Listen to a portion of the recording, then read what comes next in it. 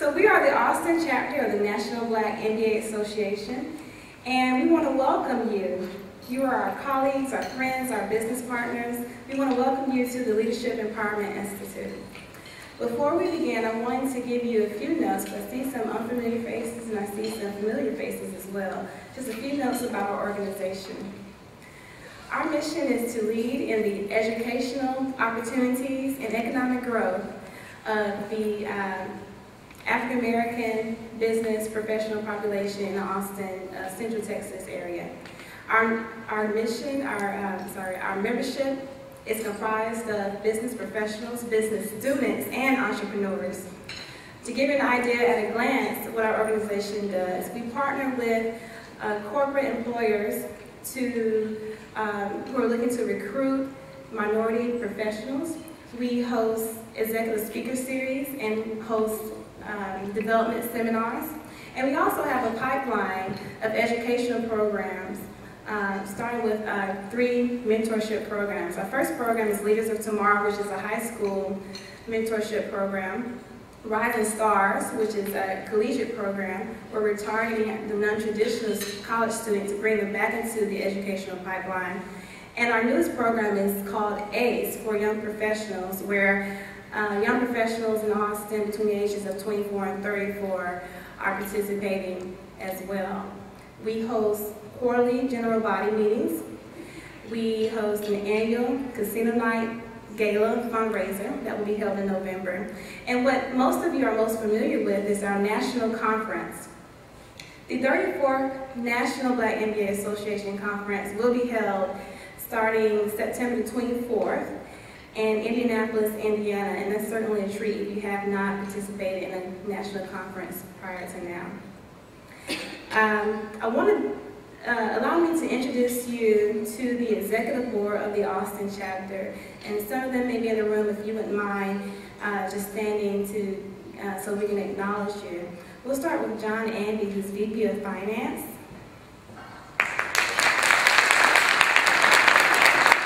Alzira Brown, VP of Fund Development.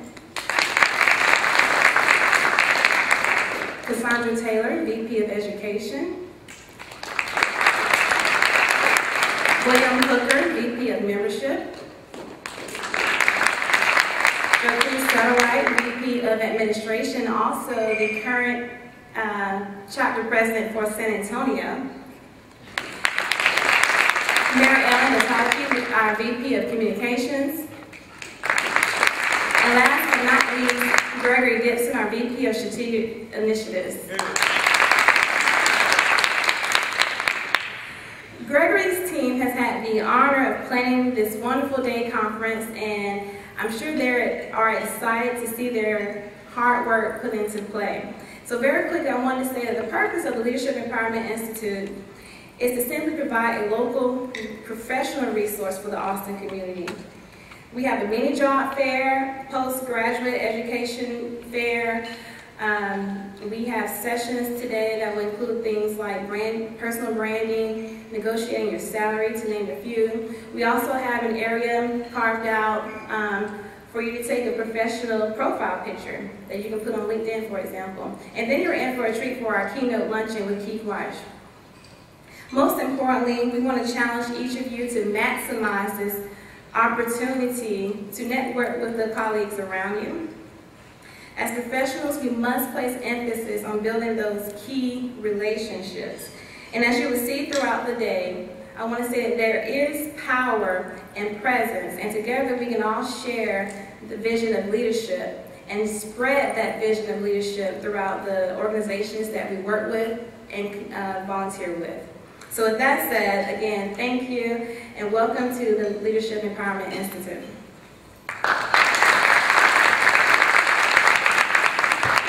Now let's quickly get right to business. What I'd like to do is, if you would help me welcome our Breakfast Keynote panelists. If you could all come to the platform, please.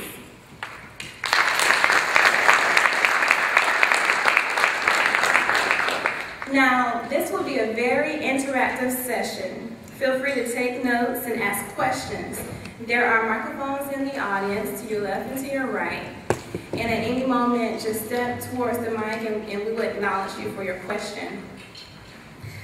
If we could start off by asking the panelists to briefly tell us who they are, where they've been, and where they are now.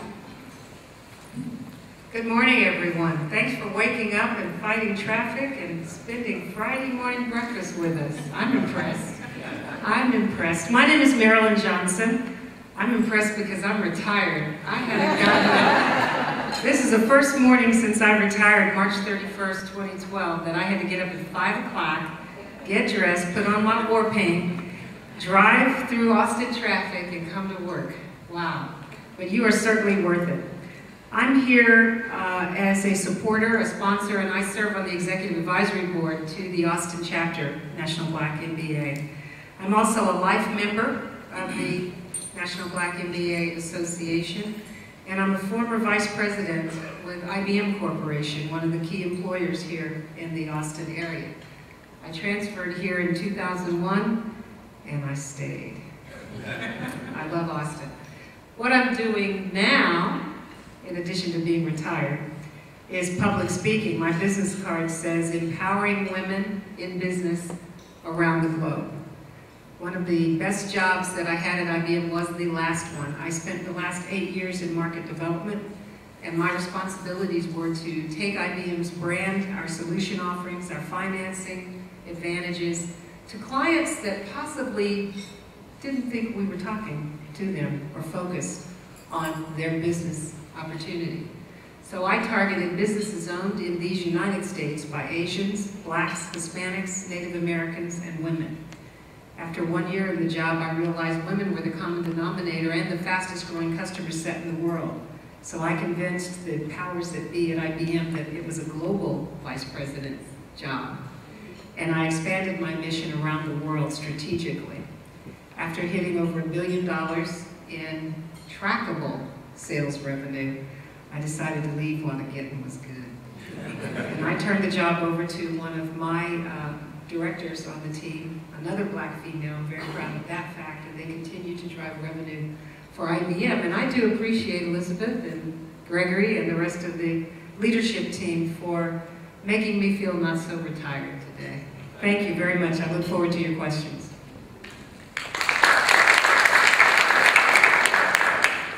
Good morning, everyone. My name is Burrell, and I am not retired. I'm a little envious. I look forward to that day. But in the meantime, I continue to fight the traffic around 6:30 a.m. every morning. My current position, I'm with Bank of America. I've been with Bank of America for 15 years, and I am currently the small business banking market manager for Central Texas, which is Austin and San Antonio. And I have a team of bankers, approximately 20 bankers right now. And their role, along with myself, is that we call on companies with revenues up to $5 million, and with companies up to $5 million in revenue. And we're responsible for really bringing the depth of the bank to the small business owners, helping them streamline their business and understand the financial solutions that are available to them to help them grow their business. Throughout my career in banking, I've done quite a few things. I haven't always been on the sales side. My background in banking is actually on the credit side. After grad school, joined the bank and went to a group called Asset-Based Lending, where I was responsible for structuring mergers and acquisitions for highly leveraged companies. And I did that for about 7 years within my career. Did that for the bank in Atlanta, then in Dallas. And then I was asked to become the market credit officer, where I was responsible for really structuring and approving credit deals that were north of $5 million.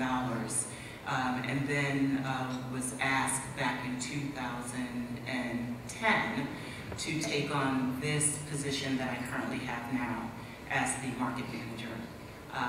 Excited to be here, and likewise I look forward to your questions. Thank you.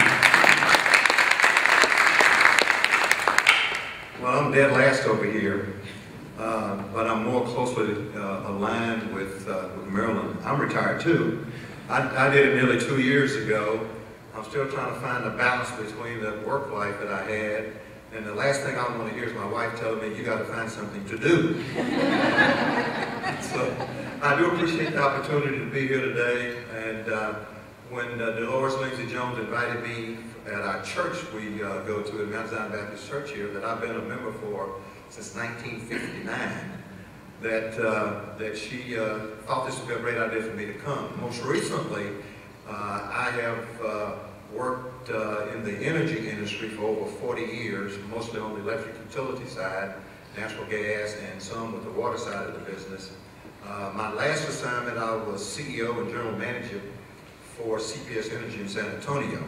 I had another CEO position here at Austin Energy nearly 20 years ago. And I was born and raised here in Austin, and finally realized that even my hometown wouldn't let me run their local utilities, so I got real brash and I left. And that was one of the best moves I ever made, because I ended up with, luckily, with another CEO assignment down in San Antonio. I was CEO for nearly 11 years there. As you can see, I have no hair left from it, and I knew it was time to go. Last but not least, in October of 2010, I created a small company, my own, LEI Energy Partners. Today I have several clients that I advise on energy-related issues, and at the present moment I am just too busy, so I still need to cut back on some dishes I'm dealing with. I look forward to talking to you about relationships, and hopefully I can get a word in with these two beautiful ladies up here. Thank you very much. So as I mentioned, please do not hesitate to ask questions. Now, when I spoke to you earlier, I failed to introduce myself, and I wanted to share that with you. And my name is Elizabeth Thomas, and I'm the current president of the Austin chapter. And I was asked to also facilitate the panel breakfast as your moderator for this morning. So I encourage you to step up and ask questions, and once I acknowledge you, we'll go from there. So just to get started, earlier on, I challenged each of you to network throughout the day. So being that this is an environment that is created so that you have a lot of commonalities with the colleagues around you, networking may not be so hard for you. But how would you network in an unfamiliar environment or territory? Would it be the same as if you were familiar with the people around you and had commonalities? And if you do meet someone, where do you go from there? And what about at the workplace? Are you just building acquaintances, gaining more acquaintances, or are you really building strong, key relationships? Where our panelists this morning will share with you the importance of building relationships, how to get out of your comfort zone, and where to take the relationship next. And I'll tell you that this topic about building relationships comes highly recommended, and we felt strongly that we needed to address that this morning. So with that said, let's start with Milton. What are your thoughts about the importance of building relationships? I think it's absolutely critical that if you do not have relationships, the building of relationships, maintaining relationships, it's one of the most critical skills that I think you need to have. Otherwise, it could be career limiting for your future opportunities with your companies that either you work for, or later on if you become an entrepreneur and own your own companies. Without it, I truly believe that you will put yourself in a situation of capping your future opportunities, and your employers and your future customers will absolutely know it to begin with. Okay, well, and then remember, I'm waiting for those volunteers to step up to the microphones. Do not be shy. This is your opportunity, because this is your professional career. This is your life, your development, and we encourage you to maximize those opportunities. Now, what are some of the could you explain with us, Marilyn, what are some of the challenges that people face when getting out of their comfort zone? Wow, that's big. I could talk all day on challenges, but more often we don't even step out of our comfort zone. If any of you Google me and they ask me, what are your words of wisdom, or what advice do you give, or what's my mantra, it will come up. What I often say is step out of your comfort zone with confidence. Leap and the net will appear. Too often we stay, even where you're seated right now. I told you I'm retired. It's probably beside somebody that you know or that you've already engaged with. You didn't seek to find somebody you don't know, or a seat that's not a place where you usually sit. I know I always like to sit in the front of the room, in front of church, in front of class, because I know I will pay better attention. Some of us like to sit in the back of the room and assimilate and kind of hide and not be identified, because that's your comfort zone. When you're trying to build relationships, you have to escape. I don't mean walk. I don't mean skip. I don't mean trot. Okay?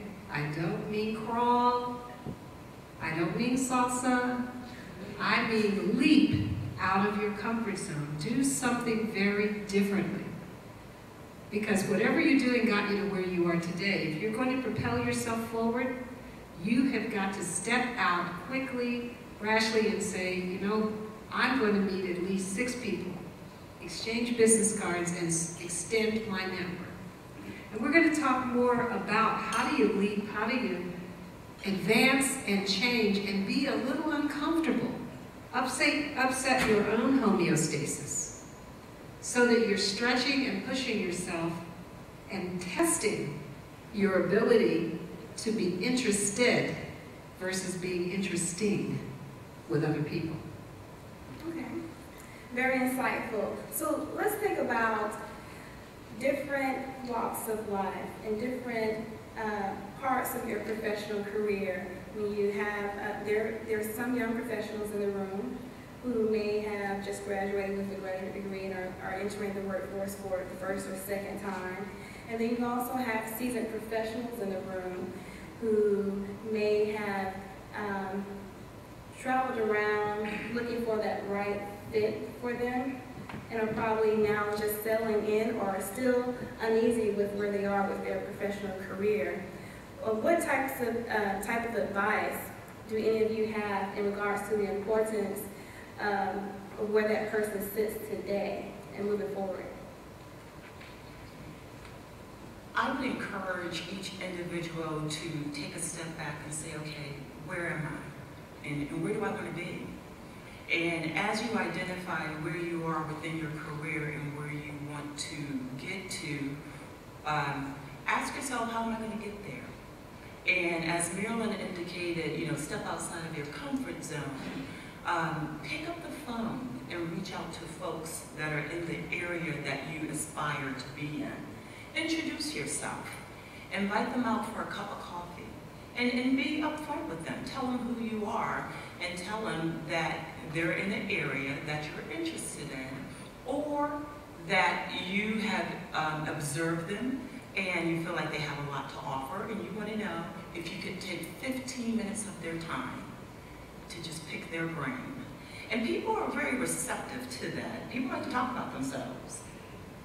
One of the things that I see with my team is I encourage them to know when to set the technology aside, because we get caught up with texting, with the emails, and if you truly want to build a relationship, there's going to be a certain point in time you have to put that to the side and pick up the phone and engage in dialogue. So reach out to folks, assess where you want to be, and you may not even know, but that comes with picking up the phone and having some conversations, exploratory conversations, and uncovering, you know, where you could potentially go and what that person has to offer. When you talk to folks, you start to realize you probably have more in common than you realized. So that's what I will offer up, is just identify where you are, where you want to be, and pick up the phone and just be very, very open. Tell them you want to have a 5 to 15-minute conversation with them, just to pick their brain about their area of expertise. Just let me add to that. I'm probably using 5% of the capability of this iPhone. And I want to limit that because I don't want to get any further attached to this thing than this thing hanging on my hip, and that's it. And I think what Marilyn has said and what Kathy said is absolutely critical. And it's critical from this perspective. That how many of y'all in here really know if you're an extrovert or an introvert? You really know that already. Since you know what you are, I think one of the best ways to enhance your relationship building is to be able to talk and look someone in the eye. Please don't get on this, go through, is it called Skype? Skype. Get off of Skype, forget it. You need to actually sit down, meet, and talk with someone in order to be able, I think, to build those effective relationships for the long term. Another thing that I'll add is give you some idea about my long career that I have had and continue with. As I started early on with some mentors, actually here at the University of Texas at Austin, and I didn't even have the foggiest idea what they were telling me. But I started emulating them, thinking if they were successful, maybe I could probably pick up something from them in order to be able to do it. When I retired, one of the most critical things that I did each and every day as a CEO of a company that had over $2 billion in revenue was my assistant. I averaged each week 4 breakfasts, 4 lunches, and 4 dinners. Now you think I'd be big as one of these tables from eating that much, but the best way to get someone, you brought it up, we all got to eat and we all got to do some of this. What a better time than to talk to someone about what it is that they need, and they can actually help you in your situation too. Most individual human beings love to talk. You just need to be able to have the capability to ask open-ended questions. Yes or no questions are not very good. Be able to ask open-ended questions and have them describe, and sit back and practice the ability to listen rather than doing this. And you have to learn to do this. Let them talk because you actually are learning from them. If you'd actually, I think, start with that, I think you're really setting a foundation that would be very excellent for the long term for you. But I'm going to respectfully disagree with my colleague. Stay on Skype. Skype gets you around the world. I just logged off 2 nights ago from a candidate for president in Cameroon because I met her in South Africa and then worked with her at 2 conferences. And just out of curiosity, I wonder if Kawala is on Skype. Bam, she picked up the phone. Knowing the time difference, her day was just starting, and I'm finishing up late at night, way too late. But Skype gets you into a more diverse opportunity of cultures, of contacts, and will help you continue to build that bridge. So on that point, I disagree. Don't get off Skype. But if you can, in person, make your presence known and use body language to communicate your interest as well as your verbal skills, you are going to be a step ahead. So now I'm going to let the brave person ask his question. And thank you. And this is a question for each of the panelists. As you talk about relationships, we've talked a little bit about mentoring, but relationships end up being a two-way street. Can you talk about a key relationship you have that you helped build, that you kind of took the initiative on, and what you did to provide value to that relationship so it became a two-way street as opposed to kind of a one-way mentorship? Thank you. Two-way street. Well, I'll answer that. I have a few of them, and before I answer the question, I have about 4 mentors, and they're all in different areas. So when you talk about relationship, identify that, what you're looking to get out of the relationship, as you've alluded to, and I'll talk about. But I've also realized that certain relationships, it's not one fits all. So I put that out there because with one of the relationships I'm going to talk about, understand I have many, many others. I have 4 mentors. One of the key relationships that I had to build, or not had to, but I chose to build was, and I'm going to use Bank of America as an example. I was on the credit side, but I partnered with or supported the market executive, and who's also the market president. And for me, it was one thing to be his credit partner and to approve the deals that his bankers brought to me. But this is an individual who had worked his way up through the bank. He had been with the bank for 32 or 30 plus years. I was born in the Northeast, he was born in the Southwest. I mean, it was just like night and day in terms of personalities and backgrounds. But I wanted to really kind of tap into his knowledge base in terms of how did he get there? Because that was a role that I had identified that I would love to be a market manager one day, which is the current role that I'm in. So I simply went to him and told him in a very non-threatening manner, because I'm about to tell him that I want to be a market manager like he is, but told him that this is something that I was aspiring to achieve within my career sometime in the future. I said, I'm not sure if it's in this particular market or if an opportunity presents itself in another market. But what I would like to know is if you would be willing to share with me your journey at Bank of America. What path did you have to take? Because I'm trying to determine how do I get from the credit side to the sales side.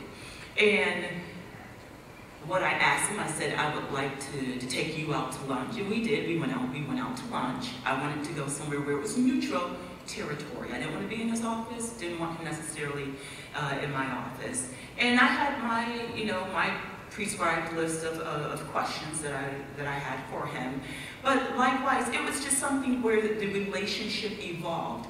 At the point where I asked him to meet with me, I felt that there was a certain level of trust there. And trust is important as you build out your relationships, to really gain the respect and the trust of those individuals. But what was in it for me was to really figure out how do I get to where I want to go. What was in it for him that I kind of found out a little later was I had a way of motivating his bankers on the credit side. I never even recognized that. But he ended up in that dialogue sharing that with me, that I have done something that he had not been able to do. And he said, you know, I've been with the bank 30 plus years. He said, and most of the folks that I've worked with have been well-seasoned managers. He said, but you have been able to embrace the younger bankers and help develop them and motivate them. So I then realized through that dialogue, not only could he help me, but I was adding value to him. And I would have never have realized that if we hadn't taken that time just to sit down and talk about our careers and our journey and what we were looking for. So sometimes you don't know what you're bringing to the table, and people won't just tell you on any given day. But when you start to sit down and have that dialogue and build those relationships, you'll be amazed at what you can identify. Just let me add to that, I think it ends up being a two-way street early on as you develop those relationships. If you take that initial risk and it doesn't work out, please don't think you're a failure. Maybe it's just one that wasn't to be to begin with. Try other ones that make the most sense. I'll give you one example for me is back in 1972, most of y'all wasn't even here. I developed a relationship with a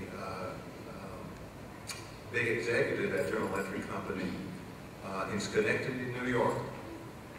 And he just died 6 months ago. He and I kept up with each other for a long period of time.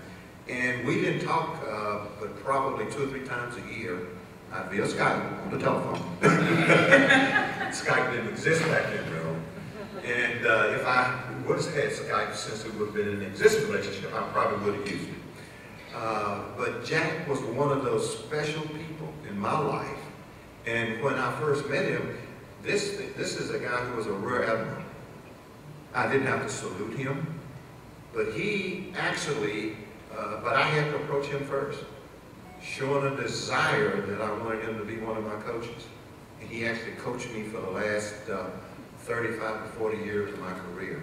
Very valuable relationship, and he is one of those rare ones that made me talk. He asked all these open-ended questions of me, and I never had the opportunity really to develop that skill until I had actually met him and knowing how to ask open-ended versus closed-ended questions. And what he really provided to me at the end of the day was this. He also wanted me to be a coach. That was the key. He was actually training me to be a coach over that time frame, and dumb and me did not figure that out until probably about 20 years ago of what was going on. So whatever it is that you do, when you reach out to someone, you got to practice it. I would just encourage you to surround yourself with probably, just like Kathy said, 4 to 5 to 6 coaches. Your realm, though, of relationships that you have within your entire political or your professional career, my cell phone now has about 1,500 entities in it. I probably actively use about 100, and most likely the coaching part of it, Kathy, is still around only 5 to 6. That network, though, those relationships are key, that if you actually develop them appropriately, I right now can hit the speed dial, and it may not be someone that I have talked to in the last 5 years, and they would still talk to me about it. So you never know when you might need that particular expertise from someone that you have met, maybe met 10 to 15 years ago, if the basis for their relationship have been established appropriately from the first time you met. That's key, the basis. And the key to success, I believe, is an understanding up front. What do you want out of a relationship? What are your ambitions and desires? What is your time frame to get there? And what are the attributes that you feel the mentor you're requesting spend time with you has a value and is going to bring? People are flattered when you compliment them. The inverse is also true. At IBM, we formalized mentor-mentee relationships when we brought in a new CEO, Lou Gerstner, in the early 90s. Lou assigned to his senior-most execs, the corporate exec committee, to have in their performance planning the mission of mentoring and coaching to develop new leadership replacement talent. So I was blessed to leave California, go to headquarters in '94, right at the beginning of the formalization of mentoring. And what I learned in that experience was you have to establish how often you want to talk. Is it once a month, once a quarter? What's comfortable for both people? What are the topics? What's the value that the two of you are going to bring? Mine was a commitment to do whatever was asked of me in the interim periods between the conversations. And also to be flexible, because I was assigned to a very senior vice president of software, being in the software group at that time. And I had to be very flexible with his calendar and his schedule, and I passed that on throughout my career, before, during, and still after being an executive with the company. I've maintained some mentoring relationships. So I think it's really important that you pay attention to the artistic excellence of a relationship. It's not how many mentors you have, it's not how high up that mentor is, it's not even necessarily a person in the job that you're looking towards. I don't know how many of you know who Frances Hasselbein is. Well, if you were ever a Girl Scout, then you know that name. Frances Hasselbein turned around the Girl Scouts of America program by coming out of corporate America and running it and positioning herself right in the middle, not in a hierarchical top of CEO, head of organization, but she had 650,000 participants in the Girl Scouts. She changed the look, the uniform, and the camping and hiking to science, technology, engineering, and mathematics. She transformed Girl Scouts. She saved them. Her social sector leadership skills are exemplary. I would compare them to Meg Whitman, to Carly Fiorina, to Jenny Rometty, who's running IBM. And those are just the females that are fantastic. So think outside of your business box to other leaders that could mentor you, especially when it comes to relationship management. Sir? Thank you, Marilyn. The three of you are in positions that many of us here strive to be in, including being retired. Especially being retired. Exactly. Can you speak on some of the breakthroughs you had to make through, some of the difficulties you had to get into those positions, and how relationships helped you navigate those waters? And I want to add that that's a great question, Greg, because when we give so many examples of successful relationships and where we were successful, sometimes we forget to remind people that we're still human too, and that sometimes you will have roadblocks. And if you could share how you got over those challenges, that would be awesome. Kathy can't wait. Again, most of my career, banking career, has been with Bank of America, so many of my examples will be in terms of my career at Bank of America. But when I started with the bank, I was asked to go to Charlotte and go through a formal credit training program.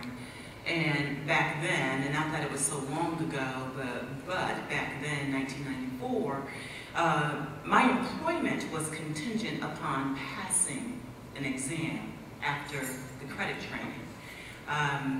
And I was intimidated, because I was sitting in a training room with folks from Duke, from NC Chapel, and not that my collegiate career was less than, but they came with a sense of entitlement because their parents were lawyers and judges and doctors, and they knew the senior execs within the Bank of America in Charlotte. So I quickly assessed, I said, just to be good isn't good enough. And I probably maybe put that on myself, but I felt like I had to show that I was better. And so for me, that meant when I then went out into my actual career and started, structuring deals. If they said that the deal was due on their desk by 8 a.m. on Tuesday, for me, I had it on their desk by 8 a.m. on Monday.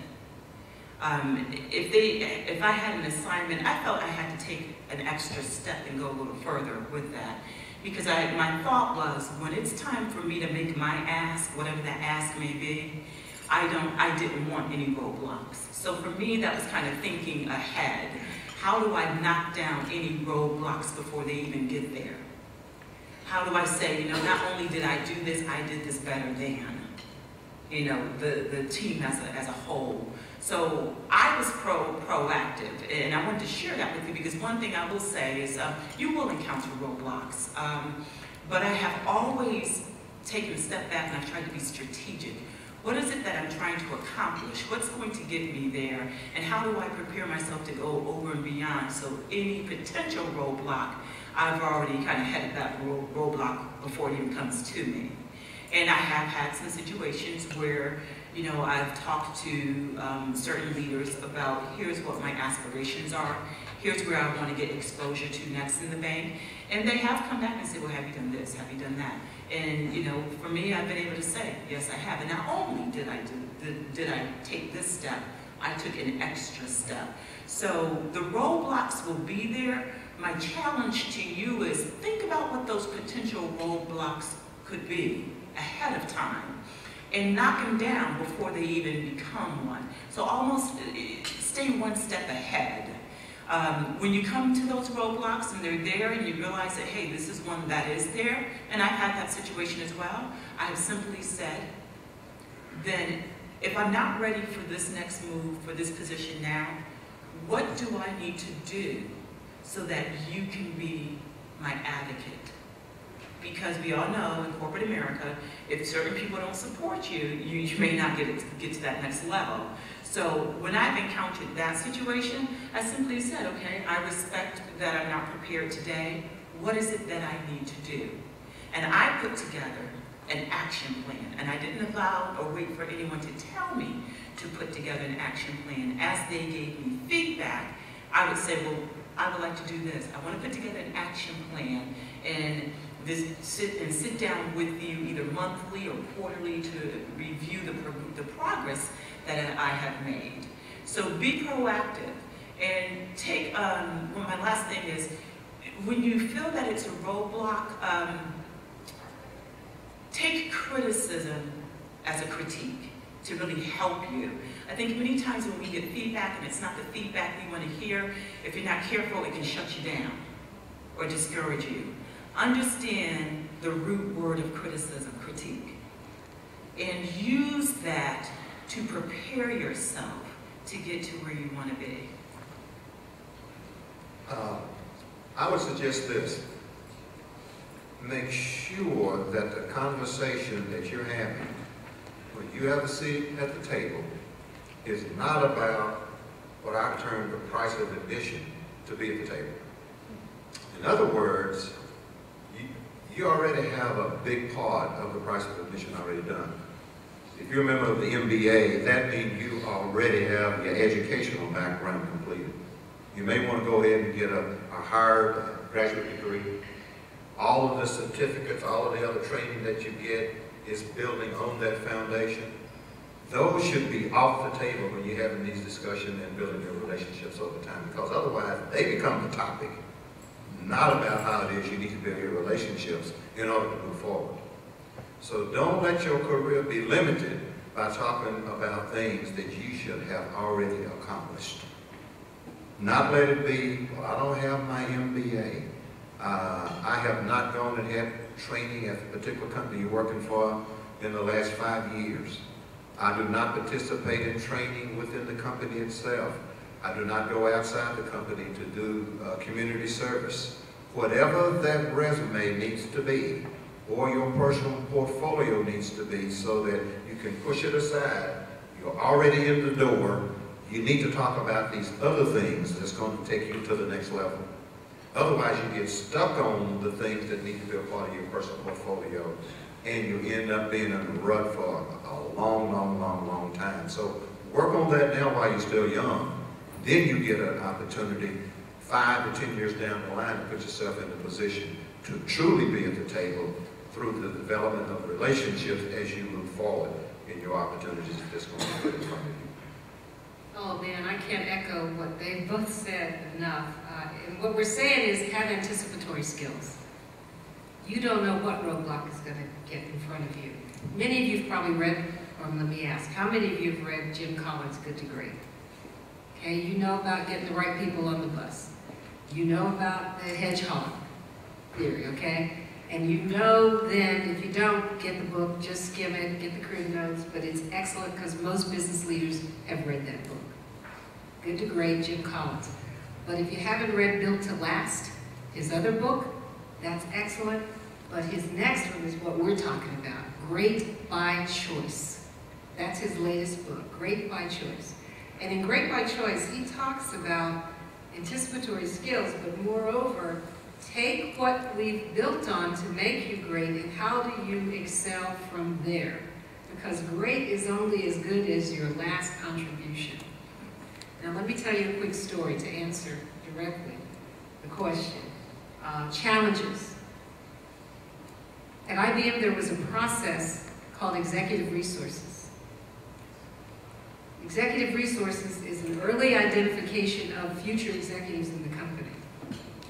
I had a former manager of mine, black, female, that I worked for and got excellent appraisals under her, called me into her office and said, you need to ask your new manager, I'll call him Mike, because there's a lot of Mikes in IBM. You need to ask Mike why you're not on executive resources. And I said, but I am on executive resources. Rosie, you put me on executive resources. Marilyn, ask Mike why you're not on executive resources. Rosie, I am. I took the picture, I did the paperwork. I know I'm Marilyn. Ask Mike why you're not on executive resources. I said, oh, she's trying to tell me something. Duh. I go in, my regular meeting with Mike, not immediately. I waited until I had an audience with him. Now, you talk about a roadblock. I'm blindsided. I finished my conversation. It was all I could do to keep my composure. And at the end, I closed my portfolio and I said, Mike, one quick question. He said, sure, we have time. I said, why am I not on executive resources? He said, Marilyn, don't worry about that. That's just an HR project. You know, that's just, I said, Mike, but why am I not on executive resources? He said, Marilyn, you're worrying about the wrong things. We got to make our numbers. Our job is to deliver for the region. And Mike, why am I not on executive resources? He said, Marilyn, that's a list the chairman doesn't even see until you're higher band in the company. That's just a pipeline channel. It's an HR. I said, Mike, this conversation's over. I realized then, Mike is the reason I'm not on executive resources. He took me off. Now I'm really mad. I got up, I started to walk out of his office, and I don't know what hit me. But I grabbed the doorknob of his office door, and I pulled it, and I realized, oh gosh, it's gonna slam. And now everybody's gonna know we're in here disagreeing about something. And right before the door slammed, again, I guess it was divine intervention, I hit the light switch, turned the lights off, left the man sitting in his office. In the dark. And then I really got scared, and I took off running to my cubicle. I heard the door open, Marilyn, get back here. And I'm like, oh no, now I'm really gonna be fired. I get to my cubicle and I just try to compose myself, and now people are peeping over the cubicle. I mean, you know how conservative IBM is. We don't do this. Not publicly, anyway. Mike comes to my cubicle, Marilyn, get back in my office. We need to finish this. I said, this conversation is over. He said, Marilyn, you need to come back. And I wouldn't look at him because I was getting tearful. And ladies, don't ever let them see you cry. They take it as weakness, not anger. Yes. Okay? So I'm like, I'm just acting like I'm getting back in my work. And I didn't have the hand thing. That wasn't popular then. But I just said, Mike, you don't want to talk to me. And then I could hear people, you know, paying attention to us. He walked away. I would not go. I was totally insubordinate. He could have fired me. He really could have fired me, and I would have been defenseless because I didn't even have a witness as to what happened, why I was running, why he was yelling, why doors were slamming, why the lights were out. 3 days later, Mike called me into his office. I was much better composed, and I was ready to be terminated, but I was going to fight it. I had my little defense already made up. He called me in. He had one piece of paper on his desk and a pen, and he said, we had an uncomfortable exchange 3 days ago, and I want to correct it. I need you to sign this piece of paper. You're back on executive resources. Now, I'm not saying that what I did was right. I'm not recommending that you try this yourself. But the fact that he knew, I knew, he was responsible for damaging my career progress was just enough to make him reverse that behavior. Fast forward, I've been in headquarters for 3 years. I'm now a director. I fly back to Los Angeles because there's a program called LEAP, Leadership of Asian Pacific Islanders, where IBM is developing Asians for Leadership Opportunity. I fly back in with this corporate jet of execs, walk into the room in Los Angeles where Mike and I work together. Mike's sitting in the audience. After the meeting was over, he came up to me and said, I'm so proud to see you up there, Marilyn, representing Region West. I always knew you were going to be an executive. I said, thanks, Mike. I always knew I owed it all to you. So you got to anticipate even the roadblocks that you can't ever imagine happening. And you've got to be prepared to deal with it, keep the conversation on task, and more importantly, you've got to anticipate what you need to do to be better than if that's what it takes. And are you willing to do it? Are you really willing to work a CEO schedule before you're even being compensated? A lot of us want things, but do we want to pay the sacrifice? Question from the gentleman on my left. Good morning. My name is Carlos Charles. I'm a current ACC student, Vice President for the students at ACC, and I also work there, community outreach. My question is to you. I have a lot of skill sets, and you guys are obviously very skilled.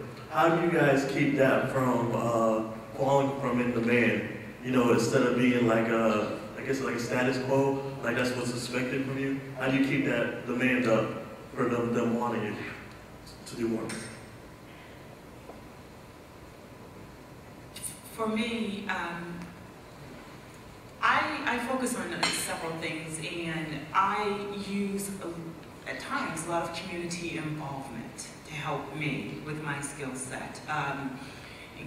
Being in banking specifically, with a credit background, now on the sales side, I have tried to bring the two and merge them together. And what does that mean for me?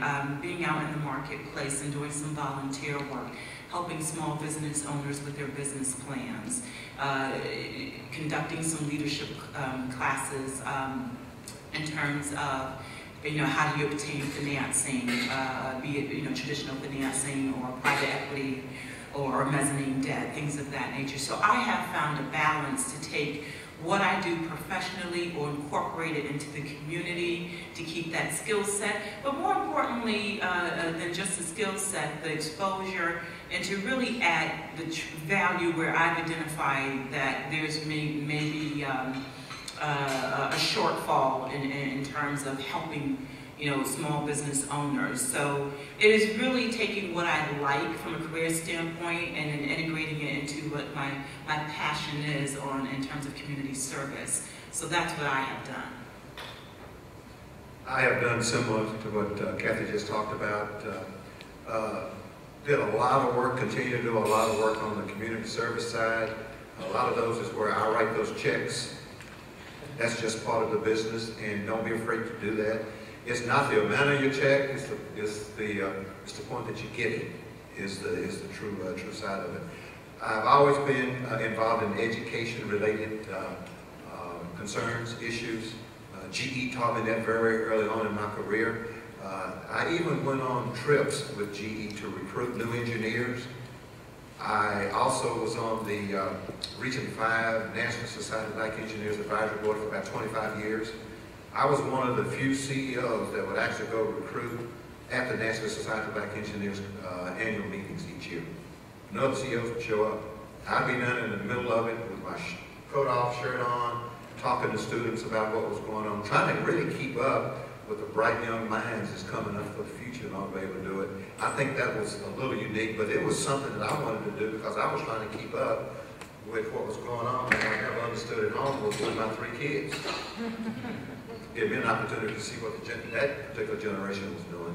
And then last but not least, I think what most are really looking for is that innovative, creative side of you being extended each and every year, months that you're with a company.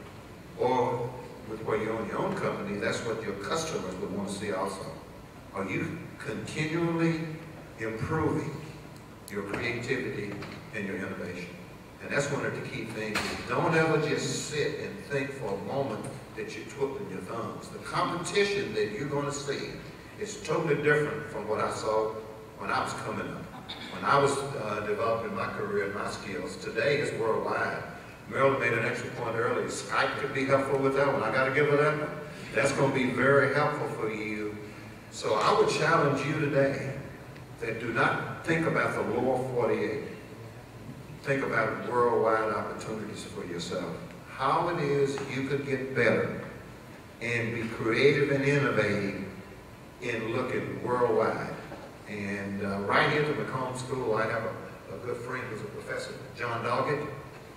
Get him to come talk to you about what it is he works on with his students, and he is excellent. And he talks about Brazil, Russia, India, and China. If somehow you could get the knowledge and skills associated with those 4 growing economies, I think it'd be very helpful towards your overall career for the long term. I did the same thing and still do that I did in college. I tried to map my strengths and my skills with what the professor was looking for to get an A. In corporate America, I read the annual report cover to cover. I would try to select the most used word. If it was collaborative or innovative, I would put that in all my presentations because that was the drumbeat of the corporation, what they were telling the stockholders. So I would read the annual report. The other thing I would do was look at where the company was spending money and try to position myself to collaborate with those budgets. Because if they were focusing on emerging markets and I'm trying to sell to women all over the world, I'm going first to Brazil, then Russia, then India, then China, and oh, by the way, Kathy's tactic, do a little bit more. I added an S to BRIC. Back in 2004, I called it BRICS. All my presentations, Brazil, Russia, India, China, and South Africa. Why are we ignoring that continent? And I'm really proud to say that that alliance for women in South Africa helped us expand to Cameroon, Ghana, Nigeria, Egypt, where we already were, but they think they're the Middle East and Egypt, but that is Africa, folks. And our second largest spend market was Egypt. And the issues were different for women there in business, many of them in finance, because they're very accepted in that sector for leadership roles. But I found entrepreneurial women all over the world by following the strategy of the BRICS and presenting that back. And IBM has now got an initiative from 7 ports or countries where we have offices to 21 by 2015. We're going to be established on that continent, and I'm so proud of that because we've ignored it. I'm talking corporate America has ignored investing on the continent because of whatever, propaganda, political misappropriation of assignment of blame or issues. But now that we all see the opportunity on the continent, we're there, and we're there big time. The other thing I wanted to say is once you map your skills to the corporate strategy, to the messaging, to the drumbeat, then you've got to become more proficient in those areas. So don't just use the buzzwords. You've got to be able to apply some intelligence so that you're translating your value, whether it's revenue or problem solving or innovative, creative thought, project management. Got to be able to map that to where the company's going. And if you don't see a connection, leave. Get another job, because that's not the place for you if your skills aren't apropos. Let's take a question from John in the audience. Okay, thanks, Marilyn. I'm glad that IBM realized that there's plenty of opportunity in Africa and in R&D itself. But my question focuses on coming back to some of the things you touched before, advocacy, mentorship, and coaching. This goes out to everyone. Can you clearly distinguish what's the big difference between? I need you to speak up just Speak up just I'm sorry. Can you clearly explain, what's the big difference between mentorship plus coaching and advocacy? Because I think a lot of time, in our professional careers, we might think that we have a mentor, who will look out for us and advocating that for us, but that's not the case. So, in that same light, basically, how do we build and enhance those relationships so that we not only, develop those leadership skills within our professional careers, but also take it out into the community and also in other areas of interest? mentorship versus advocacy. Mentorship, I think, I'll put it this way. When I was setting parameters or guidelines for behavior in my mentee-mentor relationships, and we set up the expectations, I told them I will listen in 3 ways as your mentor. First way, you're upset, something happened, you just need somebody to listen to you. So I put my phone on mute and I just keep working and let them just go. But if they tell me, this is not just me venting, I need you to give me some advice, now I have it off mute, I'm going to ask some questions about and clarify my understanding of what they're going through. Because they want me to say something intelligent at the end of the diatribe. The third way, to me, is advocacy. They're asking me not only to listen and fully understand their predicament or circumstance or opportunity, it could be very positive, but they want me to take some action. Now I'm picking up the handset.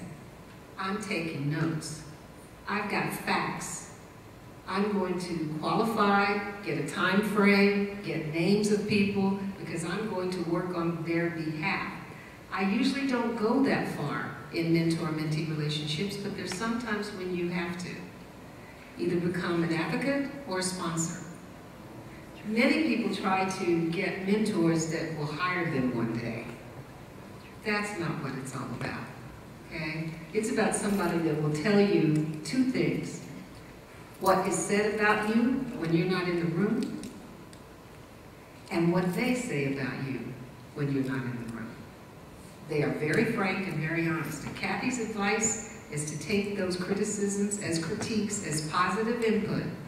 Is very, even if you can't stand what your ears are hearing, just put your head down and write it down and act like you're absorbing it. But you've got to listen, because a good mentor will tell you the truth. Most managers will tell you what's the most convenient thing to get you out of their office. just keep doing a good job, John. You're doing all the right things, which is what Mike, and by the way, that's his real name. Mike was telling me, just do a good job, just keep doing what you're doing. He didn't want to finish the conversation. So an advocate acts on your behalf, a mentor coaches you along the way. And that's an excellent question. You gotta be very clear. I'm looking, Elizabeth, for an advocate to get me to the National Black MBA Indianapolis Conference this year. Versus, oh, are you gonna be there? I'll see you there. That's different. I want her to take some action. But I think it's also important to know who your advocates are. And again, as we started off talking about relationships, by building those relationships, that's how you get to kind of identify who's my champion, who's my cheerleader, and promoting me when I'm not around. And you need to know who those folks are. And sometimes your advocates could be people you've never thought were your advocates. Some of my biggest advocates I've never imagined. Matter of fact, early on in my career, a couple of my advocates, I really thought they just didn't like me. But they were studying me. And they didn't say much. But I would find out when the doors were closed, and at the bank we call it the war room, and they were identifying the up and rising talent, that I had some advocates who were very silent in the forefront, but behind the scenes, they were really promoting me. Likewise, I had some mentors. And as Marilyn said, sometimes those mentors, they're going to listen to, you need to vent. They're going to listen. They're going to be very upfront with you. But they may not necessarily be your advocate. Because when they get, as we call it in the war room, they'll be silent.